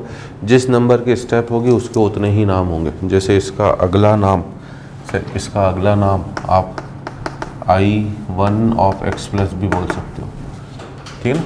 सेकेंड नंबर की स्टेप है इसलिए 2 नाम। थर्ड वाले के आप 3 नाम दे सकते हो, आप इसे I2 ऑफ एक्स प्लस भी बोल सकते हो और आप इसे I1 ऑफ एक्स प्लस 2 भी बोल सकते हो। तो ये तो जस्ट एक इन्फॉर्मेशन के लिए ध्यान रखना बेटा, कभी कभी क्या कंफ्यूज कर देता है मल्टीपल सिंगल करेक्ट ऑप्शन में कि enthalpy change of the process x plus 2 gas to x plus 3 gas plus electron is known as, नीचे ऑप्शन ए में दे दिया I3 ऑफ एक्स गैस, और आप लोगों ने ध्यान नहीं दिया। आपके कॉन्सेप्ट्स तो क्लियर है बेटा, बट आपने केवल फर्स्ट ऑप्शन को पढ़ा, मतलब कॉन्सेप्ट से क्लियर नहीं है इनफैक्ट, है ना, क्योंकि आपने केवल फर्स्ट पढ़ा और टिक कर दिया। इतना ध्यान तो फर्स्ट ऑप्शन पढ़ते वक्त सेकंड में भी थोड़ा सा चलता ही है कि उसने I2 बोल दिया है ना, थर्ड में भी चलता है। तो तीनों नाम हो सकते हैं, ऑप्शन ए में ये दे दे, बी में ये दे, सी में ये दे और डी में दिख दे ऑल द करेक्ट, तो सिंगल करेक्ट में आंसर डी हो जाएगा, ठीक है ना। ये सक्सेसिव आयनेशन एंथैल्पीज है और आपको सभी को पता होगा बेटा I1 की न्यूमेरिकल वैल्यू I2 से छोटी, वो I3 से छोटी एंड सो ऑन। क्यों, न्यूट्रल से इलेक्ट्रॉन निकालना तब भी आसान था, एक बार कैटायन बन गया तो कैटायन से इलेक्ट्रॉन निकालना आपके लिए रिलेटिवली डिफ़िकल्ट हो जाएगा, ठीक है, क्योंकि कैटायन का इलेक्ट्रॉन के ऊपर अट्रैक्शन बढ़ गया, जेड इफेक्टिव बढ़ गया, इस वजह से अब आपको उसे निकालने के लिए एनर्जी ज़्यादा देनी पड़ेगी। मतलब आयनेशन एंथैल्पी एक तो हमेशा ही कौन सी प्रोसेस होगी बेटा, एंडोथर्मिक ऑलवेज, क्योंकि इलेक्ट्रॉन निकालने के लिए आपको बॉन्ड को, फोर्स ऑफ अट्रैक्शन को, प्रोटॉन और न्यूट्रॉन इलेक्ट्रॉन के बीच के फोर्स ऑफ अट्रैक्शन को तोड़ना पड़ेगा, इसलिए आपको एनर्जी देनी पड़ेगी। इट इज़ ऑलवेज एंडोथर्मिक, और सक्सेसिव आयनेशन एनर्जीज जो होंगी वो लगातार बढ़ती जाएंगी, है ना। अब यहाँ पर अगर मैं एक अच्छी चीज़ जेई एडवांस लेवल में ले जाऊँ बेटा कि what is ionization energy, it is important कि आयोनेशन एनर्जी क्या है, it is important ionization energy क्या है, ठीक है। तो ध्यान देना बेटा कि ionization enthalpy at 0 kelvin is known as, आप लोगों को दोनों टर्म्स सेम लगती हैं बट दोनों में डिफरेंस है बेटा, क्योंकि आपने जो ऊपर कांस्टेंट पीटी बोला है तो वो टेम्परेचर कुछ भी हो सकता है, यहाँ पर साफ साफ है ionization enthalpy at 0 kelvin is known as ionization energy, ठीक है ना। दोनों अगर शॉर्टकट में लिखूंगा तो आई होगा, इसलिए अब मैं आयोनाइजेशन को आई लिख दे रहा हूँ, एंथैल्पी इसमें तो चलो मैंने पूरा लिख दिया। स्पेसिफिकली 0 केल्विन वाली आयोनेशन एंथैल्पी को ही आयोनेशन एनर्जी बोला जाता है। मतलब मान लीजिए A gas gives A plus gas plus electron, अगर आपको इसकी आयोनाइजेशन एनर्जी चाहिए तो इसकी आयोनाइजेशन एनर्जी जो होगी वो इसका आयोनाइजेशन एंथैल्पी, है ना, अब अंडरस्टूड है, एंथैल्पी मान लेना उसको, वो 0 केल्विन पर। तो आखिर कैसे निकालोगे, है ना। आखिर निकालेंगे कैसे बेटा, हम लोग तो क्वेश्चन दे देते हैं एडवांस लेवल में। इसे निकाला जाएगा आपका किरचॉफ्स इक्वेशन से। जब भी टेम्परेचर चेंज हो रहा हो बेटा, आप तो इसे एक रिएक्शन मानो, ये रिएक्शन पहले किसी एक टेम्परेचर टी पे हो रही थी और अब आपको इस रिएक्शन का, है ना, और उस टी टेम्परेचर का आपको एंथैल्पी चेंज पता था, दैट वाज आयनेशन एंथैल्पी। अब आपको इस रिएक्शन का एंथैल्पी चेंज एक नए टेम्परेचर जो 0 केल्विन हो गया उस पर निकालना है। तो किरचॉफ्स इक्वेशन फिर से वाले मैं लिखा दे रहा हूँ, एक बार लिखवा तो चुका हूँ। Delta H R at T2 minus delta H R at T1, it should be equals to delta CPR into T2 minus T1। याद आ रहा है? अब इसको बस अगर आप लगाते हो बेटा तो delta H R at T जो आपका आयोनाइजेशन एंथैल्पी है, ठीक है ना, एंथैल्पी लिख दिया मैंने। Delta H R at 0 kelvin जो आपका आयोनाइजेशन एनर्जी होगा, it should be equals to delta CPR और T2 मतलब T और माइनस T1 मतलब 0 केल्विन, ये लगेगा। डेल्टा CPR के लिए आपको बता ही दिया था क्या कि CP of products minus CP of reactants, but यहाँ पर तो सर आइसोलेटेड गैशियस एटम है, इलेक्ट्रॉन है, आयन है, कैसे, तो सीधे सीधे नोट ध्यान रखना बेटा ना कि CP ऑफ, ये एडवांस लेवल वालों के लिए थोड़ी सी एक्स्ट्रा इन्फॉर्मेशन है ना, CP of isolated gaseous atom and electron are equal to CP of, है ना, monovalent, are equal to CP of monovalent ideal gas. तो अगर कभी क्वेश्चन आ जाता है तो ये एक्स्ट्रा इन्फॉर्मेशन आपको ध्यान रखना जरूरी है, ठीक है ना, कि इस तरीके से आप उसे निकालोगे। अब ये टर्म्स मैं इसलिए बता रहा हूँ बेटा कि एक तो हमें हर टर्म का एनर्जी चेंज निकालते आना चाहिए, दूसरा कि अब जो मैं लैटिस एंथैल्पी पढ़ाने जा रहा हूँ, है ना, उसमें मुझे थोड़ी सी इसकी ज़रूरत पड़ने वाली है, इस वजह से हम इस टर्म को इंट्रोड्यूस कर रहे हैं। और लैटिस एंथैल्पी के लिए मुझे एक टर्म की और ज़रूरत पड़ेगी, that is electron gain enthalpy. तो बस उसको भी बता के मैं लैटिस एंथैल्पी बता के आज का सेशन वाइंड अप करते हैं। नेक्स्ट क्लास में हमारे लिए बस 2-3 छोटी छोटी सी definitions, enthalpy of neutralization, enthalpy change of solution, बस, और रेजोनेंस एनर्जी, ये टर्म्स बचेंगे बेटा। तो समाप्ति की तरफ हम बढ़ रहे हैं चैप्टर।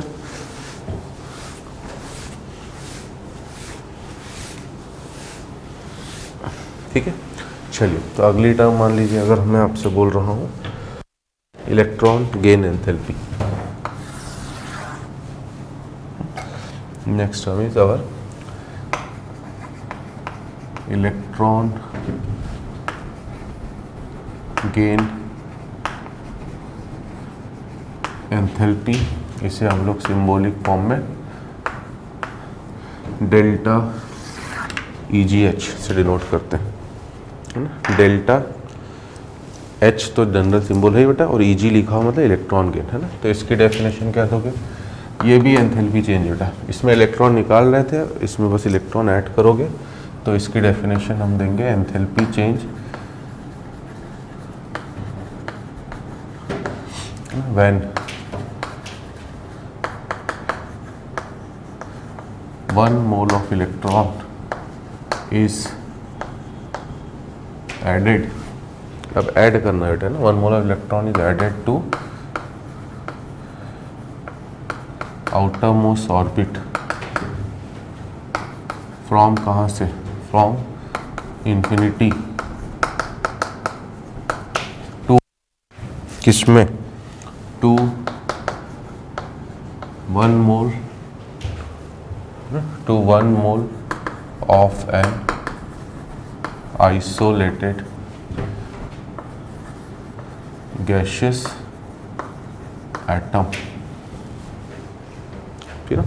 1 मोल आइसोलेटेड गैशियस एटम के आउटर मोस्ट ऑर्बिट में इन्फिनिटी से 1 मोल ऑफ इलेक्ट्रॉन को ऐड करो, और ये भी कहाँ पर बेटा, ऐट कांस्टेंट प्रेशर टेम्परेचर, ठीक है। इनका कांस्टेंट प्रेशर टेम्परेचर पर होना कंपलसरी बेटा, क्योंकि हर रिएक्शन आप कांस्टेंट प्रेशर टेम्परेचर पर ही कराते हो। तो इसमें मान लीजिए मैं Y ले लूँ, X ले लिया था, एक इलेक्ट्रॉन ऐड करा, तो it is Y minus gas. इसमें कैटायन बना रहे हो, इसमें एनायन बना रहे हो, लैटिस एंथैल्पी के लिए आपको दोनों की ज़रूरत है, ठीक है। Y माइनस गैस में आपने एक इलेक्ट्रॉन और ऐड करा तो it is Y minus 2 gas, ठीक है। अब यहाँ पर फर्स्ट प्रोसेस के डेल्टा HR को नाम दोगे, है ना, delta Eg1H, first electron gain enthalpy. Second वालों को आप दोगे delta Eg2H, second electron gain enthalpy. Sign की बात करूँ बेटा, फर्स्ट वाला लेस देन 0 और ग्रेटर देन 0 दोनों हो सकता है, नॉर्मली लेस देन 0, है ना, नॉर्मली लेस देन 0, क्योंकि ये दोनों प्रोसेस आपको देखने में क्या लग रही है, एक दूसरे के अपोजिट है। यहाँ एनर्जी अगर रिलीज एब्जॉर्ब हो रही थी बेटा तो डेफिनेटली यहाँ पर एनर्जी रिलीज होगी, तो नॉर्मली आपका नेगेटिव ही होता है। But second electron gain enthalpy is always positive without any exception. और साथ ही साथ एक और चीज़ कि अगर आप दोनों को ऐड कर देते हो, Y gas plus 2 electron gives Y minus 2 gas, ठीक है। तो जो नेट डेल्टा HR होगा वो delta Eg1H plus delta Eg2H, और ये ऑलवेज पॉजिटिव, नो एक्सेप्शन, कोई एक्सेप्शन नहीं होता है ना। सेकेंड इलेक्ट्रॉन गेन एंथैल्पी भी हमेशा पॉजिटिव होगी, ठीक है। और आपका मतलब एक तरह से आप बोल सकते हो किसी आइसोलेटेड गैशियस एटम से पॉलीवैलेंट एनायन का बनना, चाहे वो मतलब O से O-2 का बनना हो, चाहे N से N-3 का बनना हो, P से P-3 का बनना हो, S से S-2 का बनना हो, ठीक है। लिख ही दे रहा हूँ बेटा, नोट्स अच्छे बन जाए आपके। O से O-2, S से S-2, N से N-3, P से P-3, कुछ भी हो, ये सब के सब हमेशा एंडोथर्मिक होते हैं बेटा। This all are always endothermic without any exception.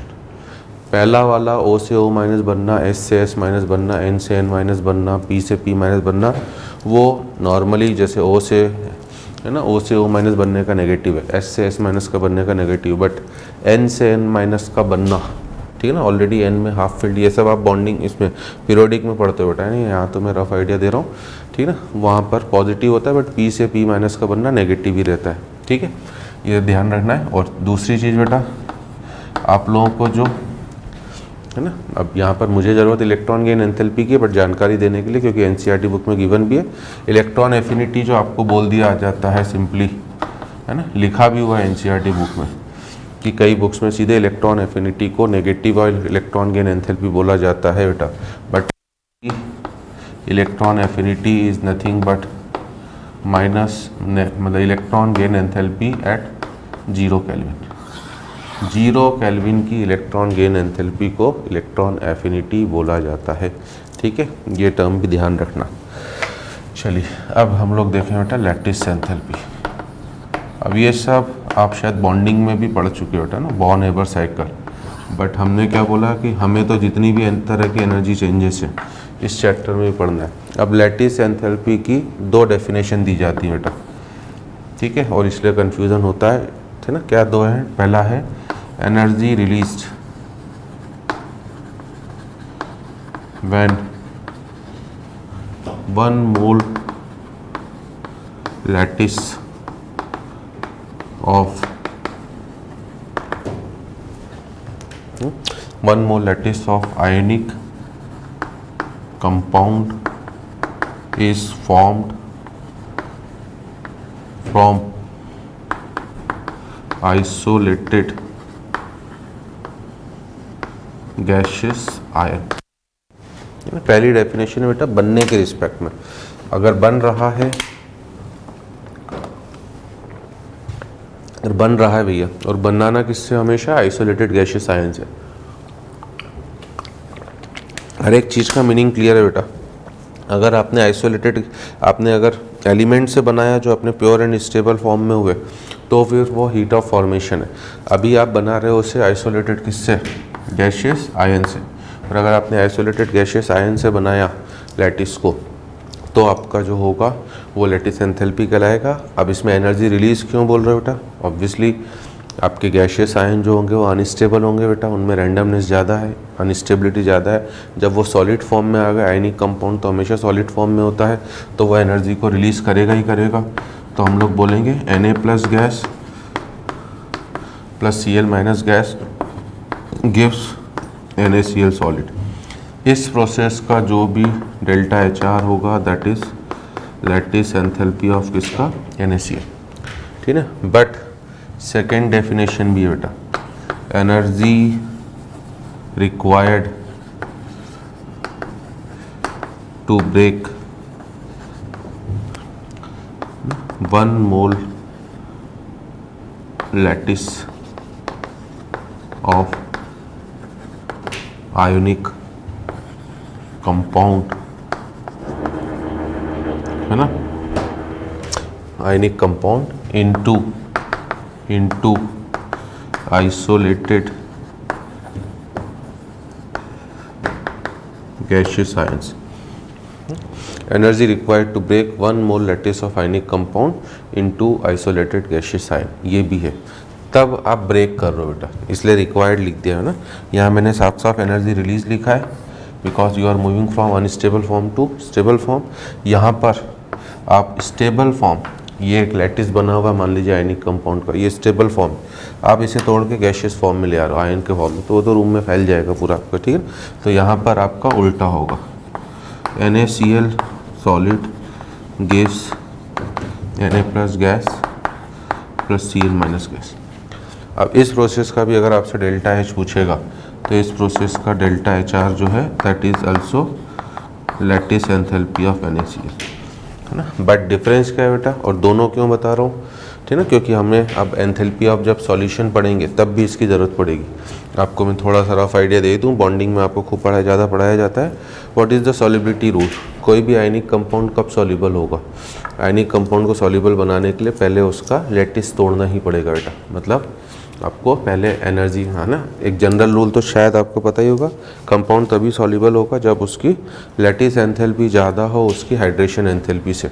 इसकी बात हम नेक्स्ट क्लास में करेंगे क्योंकि अभी हमने हाइड्रेशन एंथैल्पी की बात नहीं करी है, ठीक है। बट लैटिस को मैं यहीं समझा रहा हूँ क्योंकि, ठीक है ना, आपको ये बताना है कि क्वेश्चन में केवल लैटिस एंथैल्पी ऑफ NaCl मान लो 700 किलो जूल होती है तो 700 किलो जूल पर मोल लिखी हुई होगी। अब न्यूमेरिकल क्वेश्चन करते वक्त उसे प्लस साइन के साथ रखना है कि माइनस, ये आपके ऊपर डिपेंड करेगा कि प्रोसेस में क्या हो रहा है। जैसे पहला वाला जो है इसमें आपको माइनस साइन के साथ रखना पड़ेगा क्योंकि एक्सो है, और इस वाला अगर ये रिएक्शन हो रही है ना, अभी मैं बॉर्न हेबर साइकिल बस लास्ट चीज़ बता रहा हूँ आज की क्लास की, उसमें ये वाली प्रोसेस होती है बेटा, है ना। वो खैर मेरे ऊपर है, मैं एरो जैसा भी कर दूँ, बट इन जनरल नॉर्मली हम ये वाली प्रोसेस दिखाते हैं बॉर्न हेबर साइकिल में। और रही बात क्या है बेटा कि जब सॉल्युबिलिटी की बात करोगे तब ये वाली, क्योंकि कंपाउंड सॉल्युबल तभी होगा बेटा जब वो टूटेगा, है ना। सॉल्युबिलिटी का मुझे तो एक ही प्रिंसिपल आता है कि ये कंपाउंड पानी में सॉल्युबल है कि नहीं, ठीक है। मुझे क्या करना है, ये पानी उठाया मैंने, ढक्कन खोला और इसको इसमें डाल दिया। अगर कुछ समय के बाद ये मुझे नज़र नहीं आएगा तो मैं बोलूँगा इट इज़ सॉल्युबल, और नज़र आ गया तो इनसॉल्युबल, ठीक है। और नज़र नहीं आने का मतलब क्या बेटा, पहले कम से कम ये टूटेगा तभी तो डिज़ोल्व होगा, और टूटने का मतलब है लैटिस एंथैल्पी की ज़रूरत पड़ेगी। तो सॉल्यूशन वाले केसेस में हमें इस टर्म की ज़रूरत पड़ती है, तब हमें इसे साइन के साथ रखना है, और तब ये प्रोसेस जो हो जाएगी वो आपका एंडो हो जाएगी, ठीक है। तो अब आज के क्लास की लास्ट चीज़ करते हैं, इन तीनों की ज़रूरत हमें पड़ती है ना, डिटर्मिनेशन ऑफ लैटिस एंथैल्पी में, ठीक है, डिटर्मिनेशन ऑफ लैटिस एंथैल्पी। तो ठीक है, इसमें अब एक इम्पॉर्टेंट चीज़ है बेटा, क्या कि direct determination of lattice enthalpy is not possible. आप लैटिस एंथैल्पी को कभी भी डायरेक्टली डिटरमाइन नहीं कर सकते हो।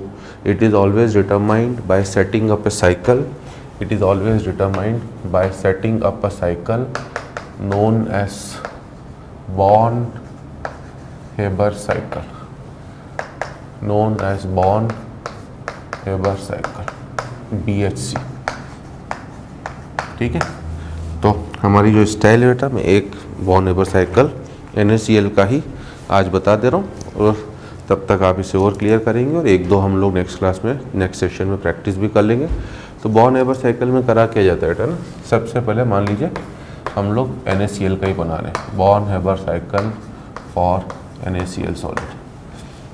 ठीक, बनाने का मतलब क्या है बेटा, पहले आप अपना NaCl की फॉर्मेशन की रिएक्शन, NaCl को बनाओ, गिव्स NaCl सॉलिड। इस रिएक्शन का जो भी डेल्टा HF होगा वो है हीट ऑफ फॉर्मेशन ऑफ क्या, NaCl। और ध्यान देना आयनिक कंपाउंड्स आर स्टेबल, तो heat of formation of NaCl हमेशा एक्सो होगा, मतलब इसका ना इट इज़ एक्सोथर्मिक, मतलब इसकी जो वैल्यू गिवन होगी बेटा वो नेगेटिव साइन के साथ ही गिवन होगी, क्योंकि बॉर्न हेबर साइकिल में केवल एक जो सबसे बड़ा गड़बड़ होता है वो साइन का है ना, तो इसकी वैल्यूज आपको सीधे नेगेटिव साइन के साथ ही गिवन होगी। अब क्या मतलब है साइकिल बनाने का बेटा, देखो सबसे पहले आप इसे दोगे सब्लिमेशन एनर्जी S, ताकि ये Na सॉलिड से Na गैस में है। तो first you have given the sublimation energy है ना, मैं शॉर्टकट में लिख रहा हूँ S। फिर आपने इसे दी आयनेशन एंथैल्पी, इसलिए मैंने सब टर्म्स है ना, फेस चेंज हम लास्ट क्लास में कर चुके थे, आयनेशन एंथैल्पी अभी करी, बॉन्ड एंथैल्पी आज की क्लास में भी लास्ट क्लास में भी थी कि आपने इसे बॉन्ड एनर्जी का हाफ दिया बेटा, तो ये Cl गैस में बदला। फिर आपने इसे electron gain enthalpy delta EgH जो सामने ही लिखा पड़ा है वो दिया, तो ये बदल गया Cl माइनस गैस में। ठीक है, अब आपके ऊपर बेटा है ना, इफ़ आई एम एज्यूमिंग कि ये मेरी इनिशियल स्टेट है, बॉन्डिंग में पढ़ा दिया जाता है तब बाकी बच्चों को इतनी टर्म्स क्लियर नहीं होती बेटा है ना, कि एंथैल्पी क्या होती है क्या, तो मैंने एक ऑब्जर्वेशन देखा हमेशा बच्चा कंफ्यूज ही रहता है, यहाँ जाके उसे पूरा ओवरव्यू कॉन्सेप्ट क्लियर हो जाता है। ये आपकी इनिशियल स्टेट है बेटा, ठीक है, इसमें रूल बस यही लग रहा है बेटा, हेस लॉ ही लग रहा है कि रिएक्शन को एक सिंगल स्टेप में कराओ या मोर देन वन स्टेप में, एंथैल्पी चेंज जो रहेगा सेम। अब फाइनल स्टेट आप किसे ले रहे हो ये आपके ऊपर है, ठीक है। मान लीजिए मैं फाइनल स्टेट इसे ले रहा हूँ, ठीक है, अगर मैंने इसे फाइनल स्टेट लिए बेटा तो मैं बोलूँगा कि इन दोनों ने कंबाइन करके, ठीक है, ये बनाया, और इस प्रोसेस का जो एंथैल्पी चेंज है वो लैटिस एंथैल्पी, एग्रीड।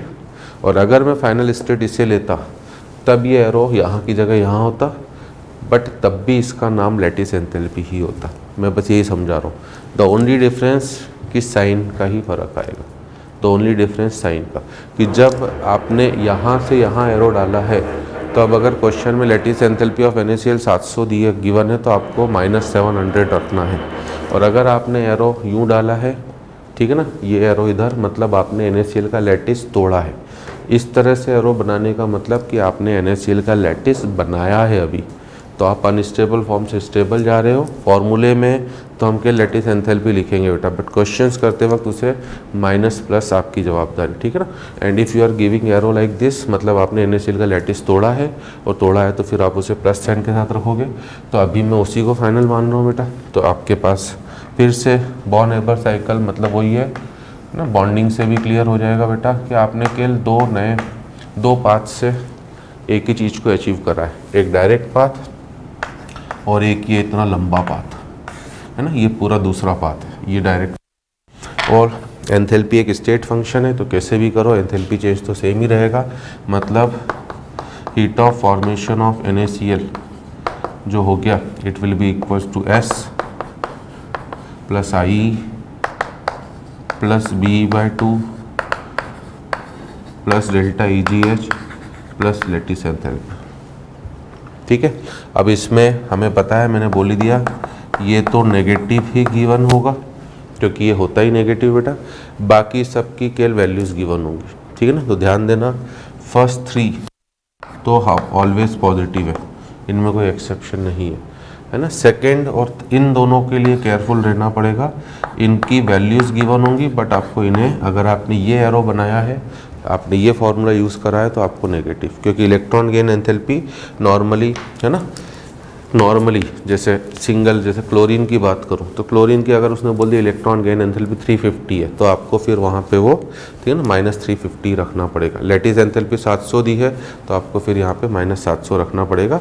तो ये थोड़ा सा केयरफुल रहिएगा, ठीक है ना। ये क्या लिख दिया मैंने, है ना, लिखना था कि ये सब, ये तो हमेशा पॉजिटिव होगा ना, मतलब मैं बस ये समझाना चाह रहा हूँ बेटा, ओनली नेगेटिव वैल्यू केवल इसी की गिवन होगी, क्योंकि ये होता ही negative.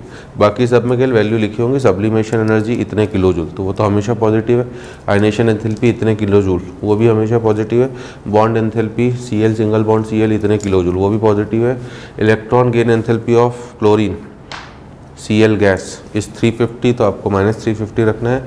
Lattice enthalpy of NaCl 700, तो आपने बनाया इसलिए -700, इनमें केयरफुल रहना, ठीक है। तो हम लोग इसके ऊपर 1-2 क्वेश्चन में और कराऊंगे नेक्स्ट सेशन में। बॉर्न हेबर साइकिल का इनडायरेक्ट एप्लीकेशन के लिए नहीं है कि लैटिस एंथैल्पी को निकालना है, इसकी इनडायरेक्ट एप्लीकेशन ये भी है, जो भी मिसिंग पैरामीटर हो, अब हमने तो बनाया तो एल के लिए बेटा, बट इन 6 टर्म्स में से वो किसी एक को भी मिसिंग कर सकता है। आप बड़ी आसानी से उसके ऊपर क्वेश्चन कर सकते हैं। न्यूमेरिकल क्वेश्चन अगर होगा तो केवल वैल्यूज़ गिवन होंगी, मैंने बता दिया क्या करना है, बस वैल्यूज़ पुट करोगे आ जाएगा, ठीक है। तो I hope you have enjoyed today's session, काफ़ी अच्छी अच्छी चीज़ें आपको सीखने को मिली हैं।